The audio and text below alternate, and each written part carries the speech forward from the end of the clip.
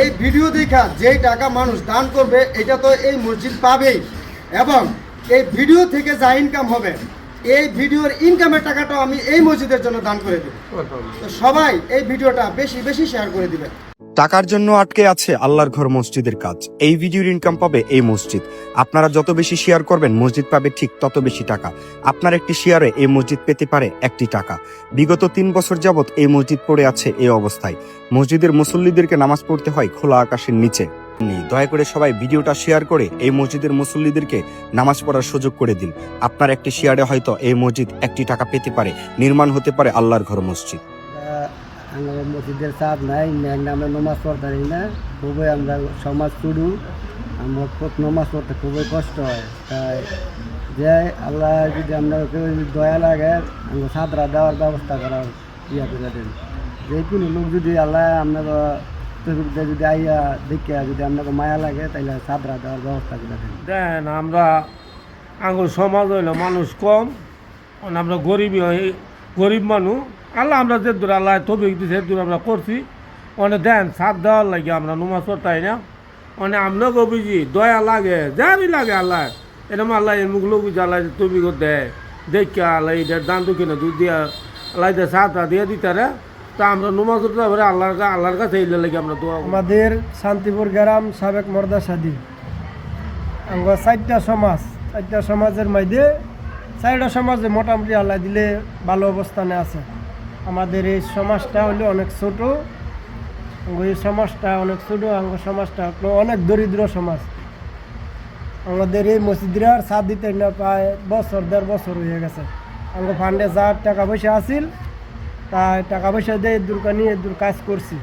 এখন মেঘ বৃষ্টি আইলে আমরা নামাজ পড়তে পারি না, পানি আটকে থাকে অনেক। যে সমর্থ থাকে যে দূর পারেন এ দূর দিয়া আল্লাহর ঘরে সহযোগিতা করেন।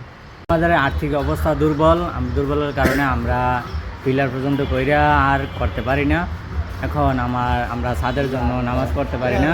আমাদের যতটুকু ছিল পুঁজি ততটুকু আমরা এটার মধ্যে ব্যয় করছি।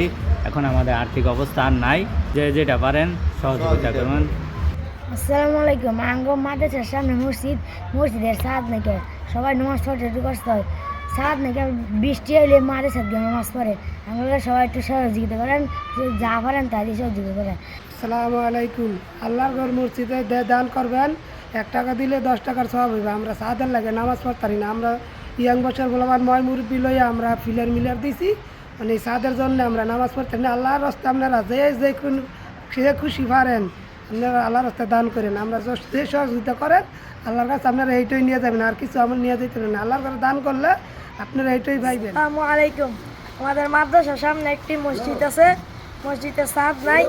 আমরা বৃষ্টি আসলে নামাজ পড়তে পারি না। আপনারা সবাই কিছু দান করেন, সবাই যাতে নামাজ পড়তে পারি। আসসালামু আলাইকুম রহমতুল্লাহ। আসলে এই মসজিদটা 2500 থানার মাহমুদপুর ইউনিয়নের মর্দাসাদি গ্রামে অবস্থিত। বৃষ্টির জন্য মুসল্লিরা নামাজ পড়তে পারে না।